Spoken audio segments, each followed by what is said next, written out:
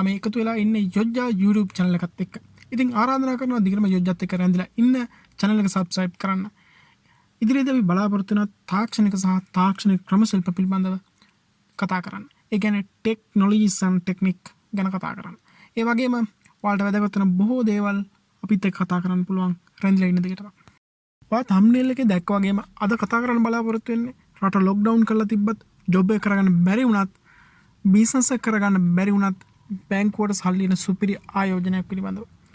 ආයෝජනය පිළිබඳ මූලික කරුණු අද කතා කරත් ඉදිරියේදී මේ හා සම්බන්ධ තාක්ෂණික තොරතුරු වගේම ආයෝජකෙක් විදිහට දැනගන්න ඕනේ තාක්ෂණික කරුණුත් ඔයත් එක්ක ෂෙයා කරගන්න බලාපොරොත්තු වෙනවා. එහෙනම් අපි බලමු අද වීඩියෝ එක මොකක්ද කියලා. අපි ආයෝජනය කරන්නේ ලාභ බලාපොරොත්තු. සමහර වෙලාවට ඉන්වෙස්ට් කරපු සල්ලිවත් නැතුව යන ව්‍යාපාර දැකලා ඇති. ලාභක සේවතත් ඉන්වෙස්ට් කරපු සල්ලි ටික ගන්න බැරුව බොහෝ බලාපොරොත්තු කඩ වෙච්ච අවස්ථා දැකලා ඇති. හැබැයි මේ කියන අවස්ථාව එහෙම වෙන්නේ නැහැ. මොකද මේ ව්‍යාපෘතිය රාජ්‍යය හා සම්බන්ධ ව්‍යාපෘතියක්. ඒ කියන්නේ රාජ්‍ය මට්ටමින් මේක ප්‍රවර්ධනය කරනවා, ප්‍රොමෝට් කරනවා. මේක ජනතාවට සම්බන්ධ වෙන්න කියලා. ඉතින් මේක හා සම්බන්ධ ආයතනත් එක්ක ගිවිසුම් ගත වෙලා තමයි මේ ආයෝජනය සිද්ධ කරන්නේ. ඉතින් ඒ හින්දා කාටවත් බය වෙන්න දෙයක් නැහැ මේකේ සල්ලි නොලැබී යයි කියලා. එහෙනම් අපි බලමු මොකද්ද මේ ආයෝජන අවස්ථාව කියලා. solar power system ගැන. ඒ කියන්නේ සූර්ය බල පද්ධති. ඉතින් මේක තමයි මම මේ අද ඔයාලත් එක්ක කතා කරන්න බලාපොරොත්තු වෙන මේ විශිෂ්ට සුපිරි ආයෝජනය. ගොඩක් දෙනා මේ වෙනකොටත් දන්නවා ඇති solar power system එකක් නැත්නම් සූර්ය බල පද්ධතියක් කියන්නේ මොකක්ද කියලා. නොදන්න අයටත් දැනගන්න මම සරලව ඒ ගැන මූලිකම කතාව පටන් ගන්නවා. සූර්ය බල පද්ධතියක් කියන්නේ මොකක්ද? අපි දන්නවා ජල විදුලිය, තාප විදුලි බලාගාර වගේ දේවල් වලින් අපිට එදිනදා අපි පාවිච්චි කරන විදුලිය නිෂ්පාදනය කරනවා. ඉතින් මේ සූර්ය බල පද්ධතියක් එහෙම නැත්නම් solar power system එකක් කියන්නේත් අපිට අවශ්‍ය විදුලිය නිෂ්පාදනය සඳහා සකස් කරන ලද පද්ධතියක්.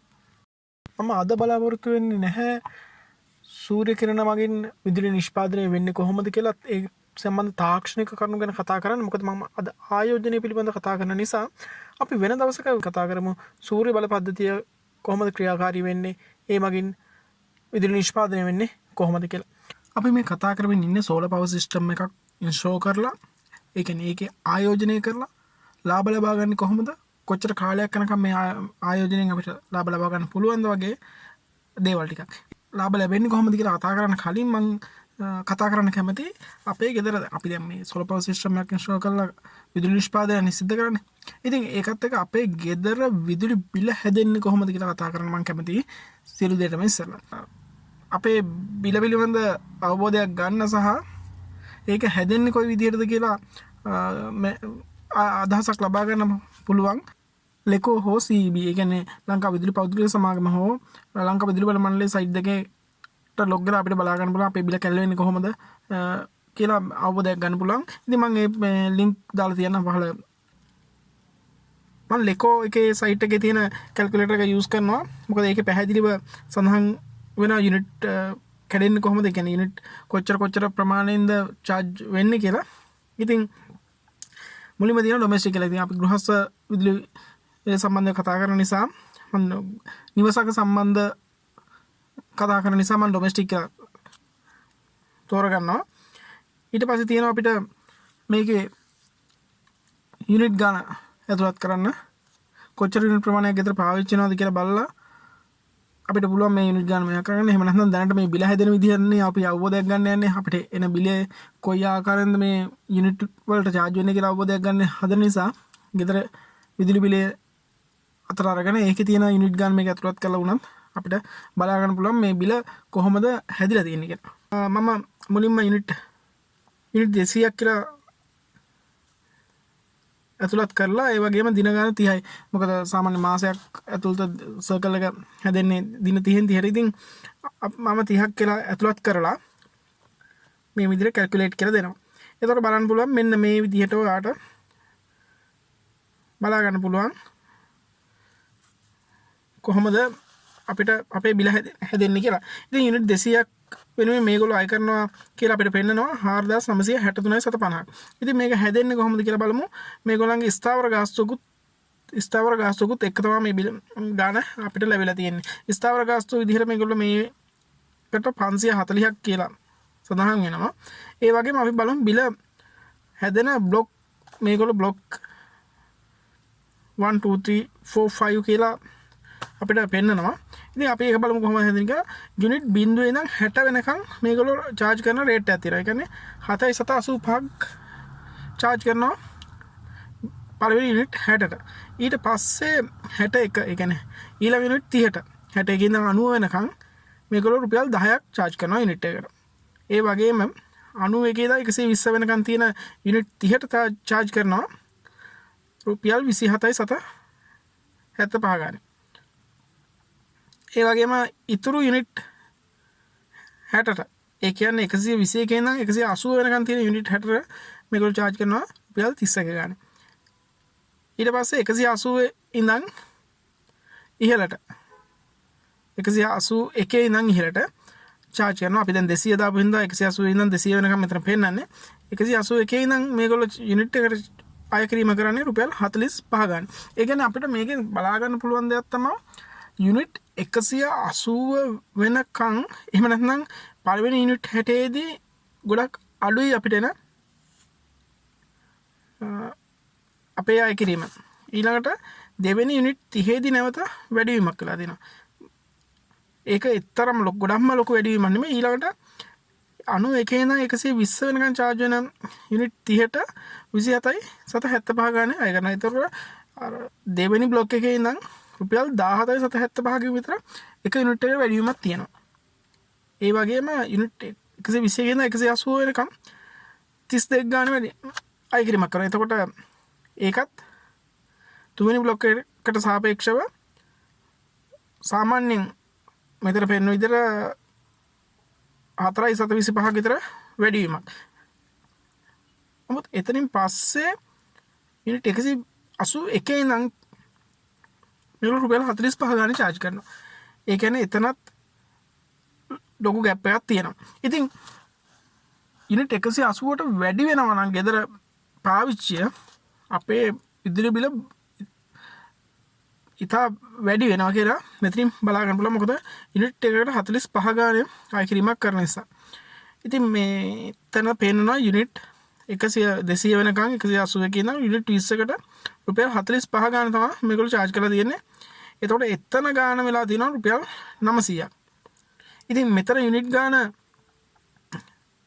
100ක් විතර. ඒ කියන්නේ අපි යුනිට් 181 ඉඳන් තව යුනිට් 100ක් ඒ කියන්නේ 280ක් වෙනකම් වගේ charge කරනවා මේ පාවිච්චි වෙනවා නම් එතනින් එහාට අපිට මෙතන ලොකු ගාණක් වැඩි වෙනවා.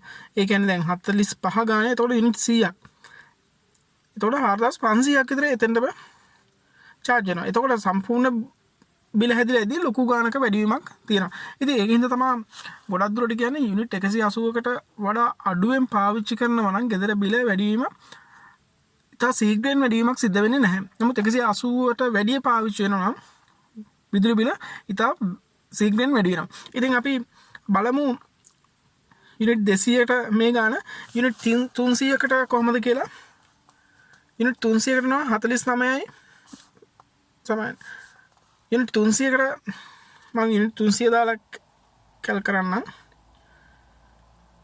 දින 30ම තියාගෙන. ඉතින් යුනිට් 300කට බැලුවම 4963.50ක් වෙනවා.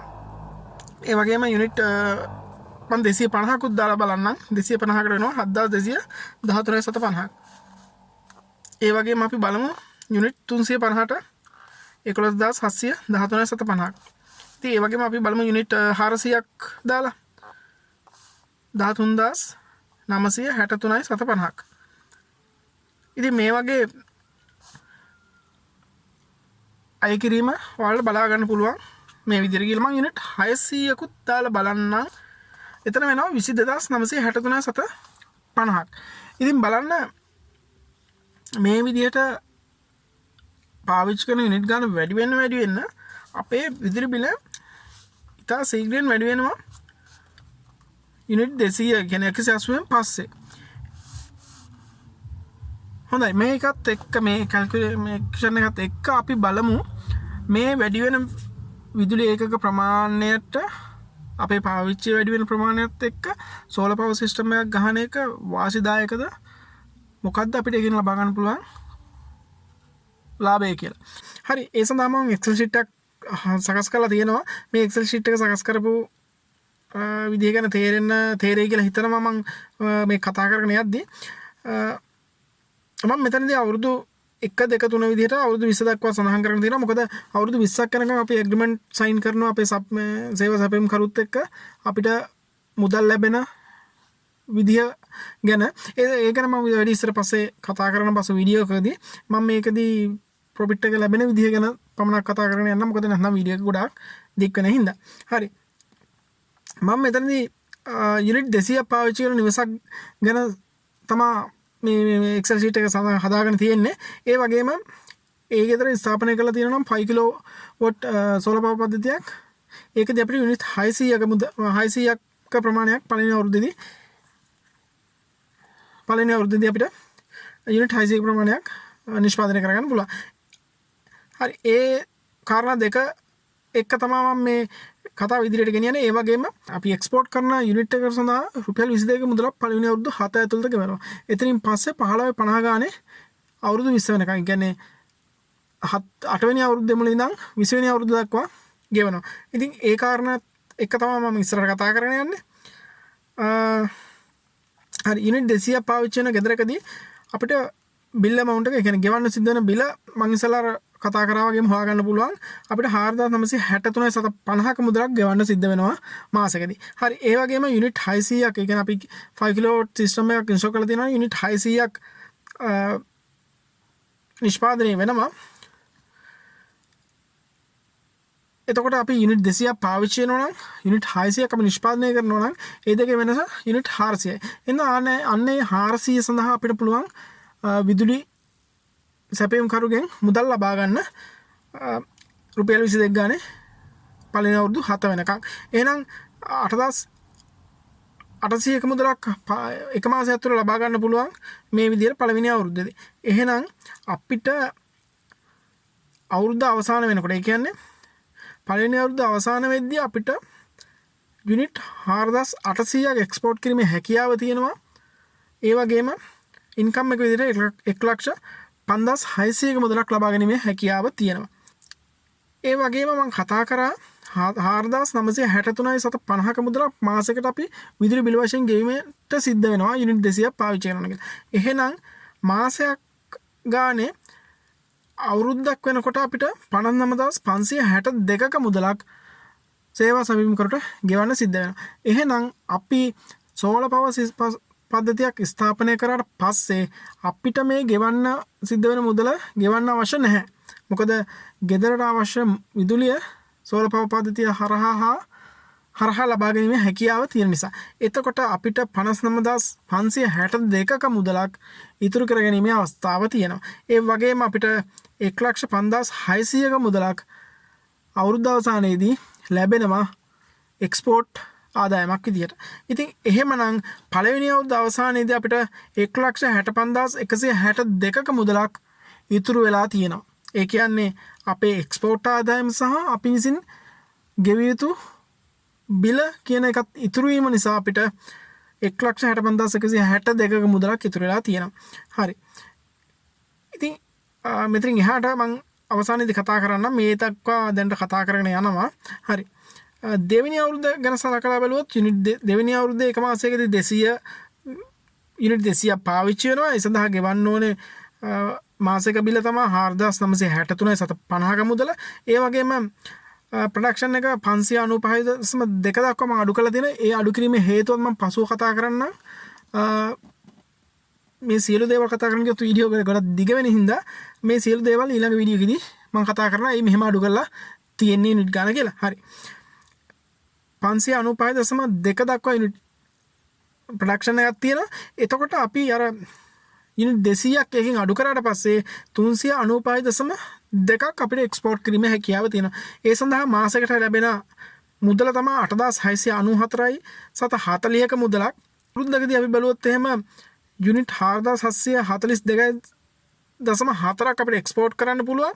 ඒ සඳහා ඉන්කම් එක කියන්නේ 22 ගානේ අපිට ඒ 4,000 ගානට 4,742.4ට 22 ගානේ 1,04,332 මුදලක් ලබා ගැනීමේ හැකියාව තියෙනවා. මෙන්න මේ ආකාරයට දෙවෙනි අවුරුද්දේත් අපිට 59,562ක මුදලක් විදුලි බඩ මණ්ඩල සේවා සැපයුම්කට විදුලි සේවා සැපයුම්කරුට ගෙවන්න සිද්ධ වෙනවා. ඒ මුදලත් ඉතුරු වෙනවා. එහෙමනම් දෙවෙනි අවුරුද්ද අවසානයේදී අපේ ඉතුරුව කියන්නේ 1,63,844.80. මේ වගේ දෙවෙනි අවුරුද්ද, තුන්වෙනි අවුරුද්ද, හතරවෙනි අවුරුද්ද, පස්වෙනි අවුරුද්ද, හයවෙනි අවුරුද්ද, හත්වෙනි අවුරුද්ද වෙනකන් මම මෙතන ගණනය කිරීමක් කරලා තියෙනවා. මෙන්න මේ ආකාරයට ඔයාලට බලා ගන්න පුළුවන්. හත්වෙනි අවුරුද්ද වෙද්දී 1,57,000 හත්වෙනි අවුරුද්ද අවසානයේ හත්වෙනි අවුරුද්දේදී ලැබෙන ඉතුරුව තමයි 1,57,558.80 මුදලක්. මේ මම කතා කරලා තියෙන එක අවුරුද්දකදී ඉතුරු වෙන මුදල. මේ දෙවෙනි අවුරුද්දේ ඉතුරු වෙච්ච මුදල. මේ විදිහට තමයි මම කතා කරන්න යන්නේ. ඒ වගේම මෙතන 8 වෙනි අවුරුද්දේදී 1,27,712.40 දක්වා අඩු වෙලා තියෙනවා. එතන අඩු වීමේ හේතුව මම කතා කරන්නම්. 8 වෙනි අවුරුද්දේ එක් මාසයකදී 366.4ක් යුනිට් නිෂ්පාදනය වෙද්දී අවුරුද්ද පුරාම ඒ කියන්නේ 8 වෙනි අවුරුද්ද අවසානයේදී 4,396.8ක් නිෂ්පාදනය වෙනවා. ඒ සඳහා රුපියල් 15.50 ගානේ තමයි අපිට ගෙවීමක් කටයුතු සිද්ධ වෙන්නේ. අන්න ඒක නිසා තමයි මේ ගොඩක් අඩුවීමක් මෙතන පේන්නේ. එතකොට අපිට 68,150.40ක මුදලක් තමයි 8 වෙනි අවුරුද්ද අවසානයේදී ලැබෙන්නේ. 8 වෙනි අවුරුද්දේදී ලැබෙන මුදල තමයි ඒක. එහෙනම් 8 වෙනි අවුරුද්දේදී අපිට ඉතුරු වෙන මුදල තමයි 1,27,712.40ක මුදල. එතකොට 7 වෙනි අවුරුද්දේ 8 වෙනි අවුරුද්දේ අතර මේ රුපියල් 30,000කට ආසන්න ප්‍රමාණයක වෙනසක් පෙන්වන්නේ මෙන්න මේ යුනිට් එක සඳහා ගෙවන මුදලේ අඩුවීම මත. ඒ වගේම මම ගණනය කිරීම කරලා තියෙනවා 9 වෙනි අවුරුද්ද, 10 වෙනි අවුරුද්ද, 20 වෙනි අවුරුද්ද දක්වා. ඉතින් එහෙම පාට chart එක මේක බලාගෙන ගියොත් තේරුම් ගන්න පුළුවන්. කමෙන්ට් එකේ දාන්න ඊමේල් ඇඩ්‍රස් එකක් අවශ්‍යයිට මම මේල් එකකින් මේ Excel sheet එක දෙන්නම්. එතකොට ඔයාලට ගණනය කරලා සහ තව වැඩි විස්තර බලා ගන්න හැකියාව තියෙනවා. මම මේ එකින් එකට ඔක්කොම විස්තර කරගෙන යන්නේ නැහැ. ඒ නිසා මම අවසානයේදී කියන 20 වෙනි අවුරුද්ද අවසානයේදී මම කතා කරන ඉන්කම් එක, එක්ස්පෝර්ටින් ඉන්කම් එක අපිට විදිහට අපිට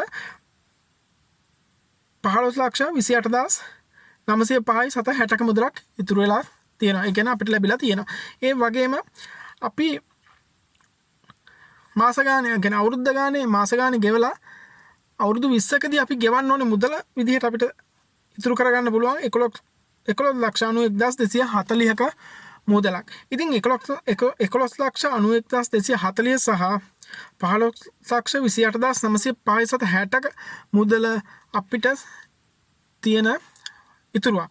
ඉතින් මේ දෙක මම මේ අන්තිම සේවින් එකේදීත් මේ විදිහට කතා කරා ආවට මතක ඇති. ඉතින් මේ සේවින් එකේදී අන්තිමට ලැබෙනවා 27,20,145.60ක මුදලක් අවුරුදු 20 අවසානයේදී අපේ ඉතුරුව විදියට. ඉතින් මම මෙන්න මේ දෙකේ එකතුව තමයි මෙතනදී මේ සඳහන් වෙන්නේ. ඒ වගේම කියන්න මම මේ පැත්ත ගැන කතා කරන්න ගිය පස්සේ ඒකත් මම පොඩ්ඩක් කියන්නම්. මම මේක හදාගෙන තියෙන වැඩි මේ විස්තර තේරුම් ගන්න අවශ්‍ය නම් total bill amount එක පළවෙනි අවුරුද්දේ 59,562ක් කියලා සඳහන් වෙනවා. ඉතින් ඒ වගේම දෙවෙනි අවුරුද්ද වෙද්දී පළවෙනි අවුරුද්ද සහ දෙවෙනි අවුරුද්ද දෙකේ එකතුව තමයි මේ 1,19,124ක මුදලක් කියලා. ඒ වගේම තුන්වෙනි අවුරුද්ද කියන්නේ 1 2 3 කියන අවුරුදු තුනේ එකතුව තමයි 1,78,686 කියන්නේ. මේ තියෙන්නේ 1 2 3 4 කියන අවුරුදු 4ම එකතුව මේ විදිහට තමයි. අන්න ඒ වගේ අවුරුදු පතා එකතු වෙලා ඇවිදින් අන්තිමට මට ලැබෙනවා 11,91,240ක මුදල. ඒ කියන්නේ මම මේ කලින් සඳහන් කරපු අගේම තමයි. මම මේක වැඩි විදිහට පැහැදිලි කිරීමක් අවශ්‍ය නම් තේරුම් ගන්න විදිහට තමයි මේක හදාගෙන තියෙන්නේ. ඒ වගේම අවුරුදු පතා අපේ ඉන්කම් එක කොහොමද එන්නේ කියලා මම මෙතන සඳහන් කරලා 1,05,600ක් පළවෙනි අවුරුද්දේ එනවා. ඊළඟට දෙවෙනි අවුරුද්දේදී පළවෙනි අවුරුද්දේ ඉන්කම් එක සහ දෙවෙනි අවුරුද්දේ එකතුව තමයි 2,09,932.80 කියලා මම සඳහන් කරගෙන තියෙන්නේ. ඉතින් ඒ විදිහට අවුරුදු 20 අවසානයේදී අපිට ලැබෙනවා 15,28,905.60ක මුදලක්. ඉතින් මේ දෙකේම එකතුව විදිහට මම මෙතනදී මේ තීරදී total saving එක කියලා මම සඳහන් කරගෙන තියෙන්නේ. අර ඉස්සෙල්ලා කතා කරා වගේම bill amount එක පළවෙනි අවුරුද්දේ bill amount එක අපි ගෙවිය යුතු bill amount එකයි ටෝටල් ඉන්කම් එක එකතුව තමයි 1,65,162 කියන්නේ. ඊළඟට දෙවෙනි අවුරුද්දේදී ටෝටල් බිල් එක, ඒ කියන්නේ පළවෙනි සහ දෙවෙනි අවුරුද්දේ බිල් එකයි පළවෙනි අවුරුද්දේ ඉන්කම් එක සහ දෙවෙනි අවුරුද්දේ ඉන්කම් එකයි එකතු වෙලා තමයි මේ 3,29,056 කියන 56,80 කියන මුදල හැදෙන්නේ. මේ විදිහට දිගටම මම එකතු කරගෙන ගිහින් තියෙනවා පළවෙනි අවුරුද්ද සහ දෙවෙනි අවුරුද්දේ එකතුව ඊළඟ තුන්වෙනි අවුරුද්දත් එකතු කරලා ඒ විදිහට පිරිවෙලට හදාගෙන ගිහින් අන්තිමට බලපුවාම අපිට 27,145යි 760ක මුදලක් ඉතුරුලා තියෙනවා. ඉතින් අපි අර කලින් සඳහන් කරපු මෙන්න මේ ඉතුරු වෙච්ච මුදලම තමයි මෙතනදී අපිට ඉතුරු වීමක් විදිහට තියෙන්නේ. ඉතින් මෙන්න මේකයි සෝලර් පවර් සිස්ටම් එකක් ඉන්ස්ටෝල් කරපුවාම ලැබෙන වාසිය විදිහට අපිට කතා කරන්න පුළුවන්. මෙතන මම යුනිට් 200 ගැන කතා කරලා තියෙන්නේ. මම ඊළඟට කතා කරන්නම් යුනිට් 300ක් පාවිච්චි වෙන නිවසක් ගැන මම කතා කරනවා. යුනිට් 300ක් මෙතන යූසේජ් එක මම 300 කියලා වෙනස් කරගන්නවා.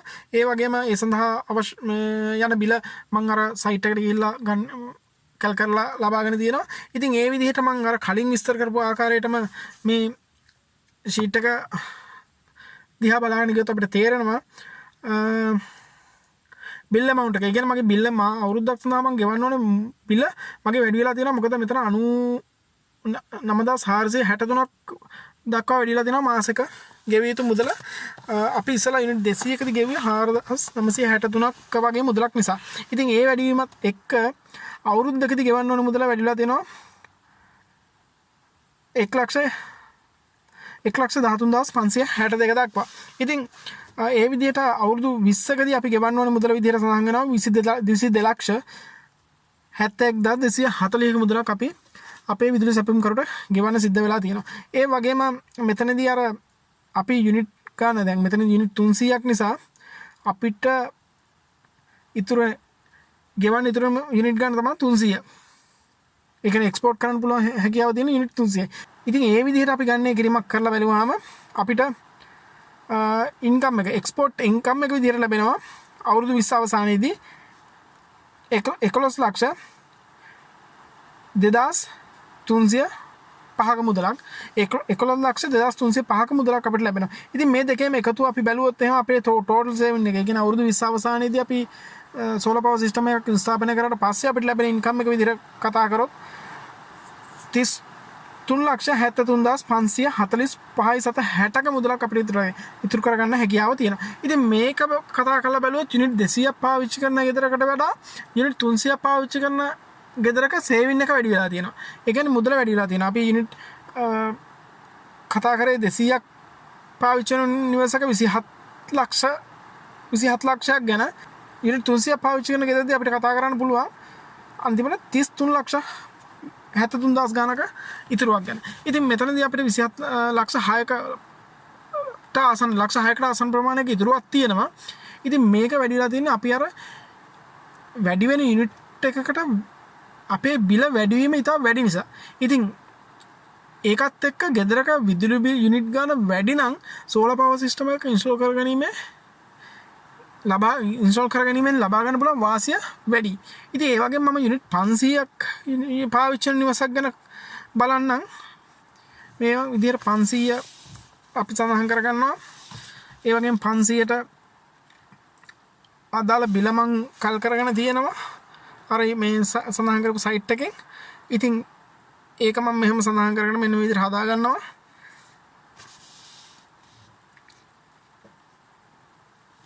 හරි.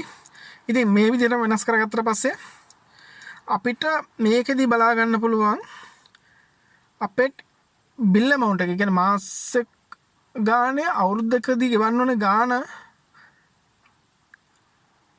2,21,562 දක්වා ඉහළ ගිහින් තියෙනවා අවුරුද්දක් තුල ගෙවන්න ඕනේ ගාන. ඉතින් අවුරුදු 20දී අපි බලුවොත් එහෙම 44,31,240ක් දක්වා අපි ගෙවන්න ඕනේ මුදල වැඩි වෙලා තියෙනවා. එහෙනම් මෙන්න මේ ගාන අපිට ඉතුරු කරගන්න පුළුවන් සෝලර් පවර් සිස්ටම් එකක් ඉන්ස්ටෝල් කරාට පස්සේ අදාළ කැපැසිටි එකේ. ඉතින් ඒ වගේම මම අදාළ කැපැසිටි එක කියලා කතා කරේ අපි මෙතනදී 5 කිලෝවොට් එක ගැන කතා කරලා තියෙන්නේ. ඉදිරියේදී අපි නිවසට අවශ්‍ය පද්ධතිය මොකක්ද? එහෙම නැත්නම් වැඩි ආදායමක් ලබා ගන්න පුළුවන් පද්ධතිය ඉන්ස්ටෝල් කරන්න බැයිද? වගේ කතන්දර මම කතා කරන්න බලාපොරොත්තු වෙන ඒ දේවල් ගැන සඳහන් කරන්න බලාපොරොත්තු වෙනවා. ඒක පසුර කල් තියලා අපි දැන් ආයෝජනය ගැන පමණක් කතා කරනවා. හරි. මෙතනදී මට ටෝටල් සේවින් එක විදිහට බිල් amount එක විදිහට මම 44,31,240ක් ගෙවන්න සිද්ධ වෙනවා කියලා කිව්වා. ඒ වගේම ඉන්කම් එක එක්ස්පෝර්ට් ඉන්කම් එක විදිහට අපිට 2,49,105ක මුදලක් අපිට ලැබිලා තියෙනවා. මොකද මෙතනදී එක්ස්පෝර්ට් ඉන්කම් එක අඩු වෙලා තියෙන්නේ අපේ යුනිට් ගාන ගොඩක් වැඩිලා තියෙනවා පාවිච්චි වෙන. ඒ කියන්නේ යුනිට් 500ක් දක්වා පාවිච්චි වෙනවා. ඒතකොට අපි යුනිට් 100ක ප්‍රමාණයකින් නම් තමයි පළවෙනි අවුරුද්දේදී එක්ස්පෝර්ට් කරන්න හැකියාව තියෙන්නේ.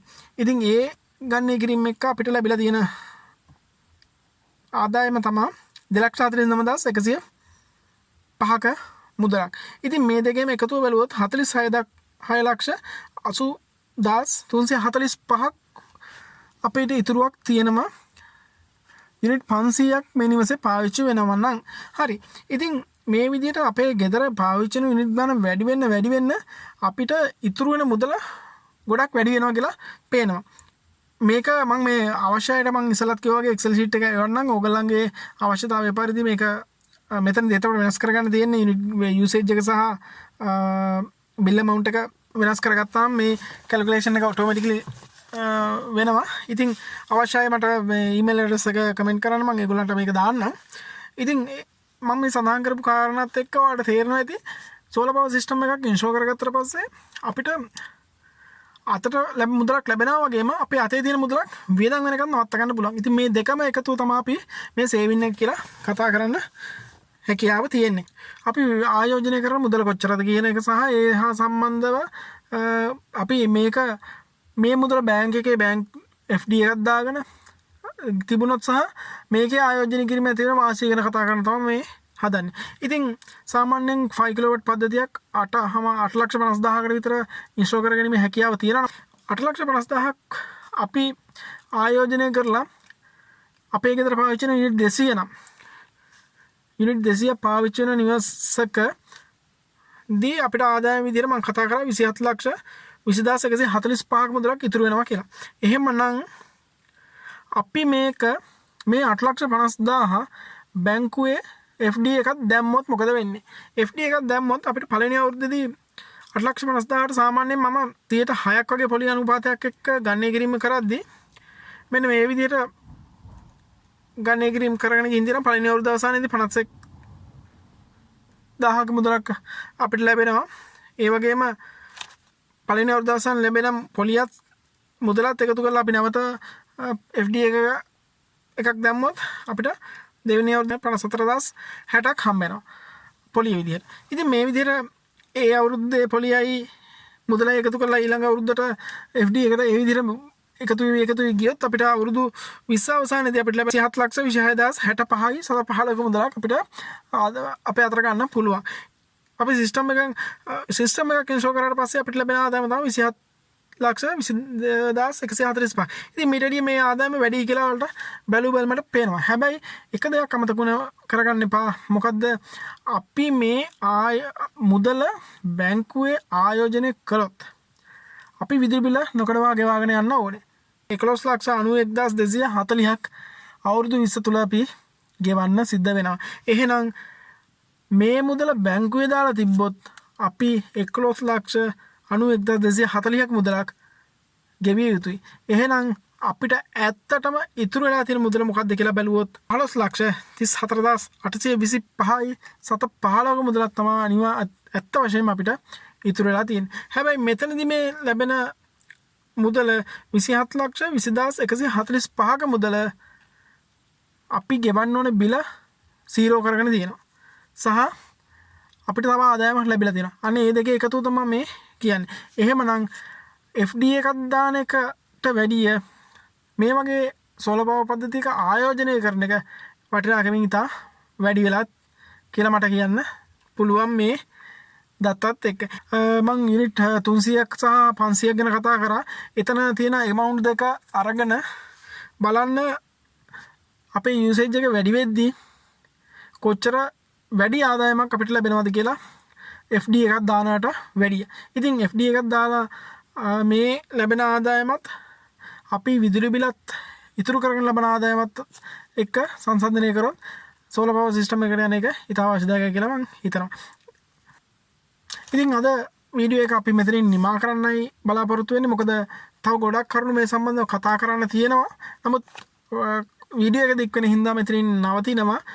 මේ ගැන ගොඩක් තාක්ෂණික කරුණු කතා කරන්න තියෙනවා. සෝලර් පවර් සිස්ටම් එකක් ක්‍රියාත්මක වෙන්නේ කොහොමද සහ ඒක ස්ථාපනය කරද්දී ස්ථාපනය කරන නිවසේ හිමිකරු විසින් නැත්නම් කස්ටමර් විදිහට අපි දැනගන්න ඕනේ මොනවාද? අපේ නිවස ආරක්ෂා කරගෙන අකුණු වලින් පද්ධති ආරක්ෂා කරගන්නේ කොහොමද?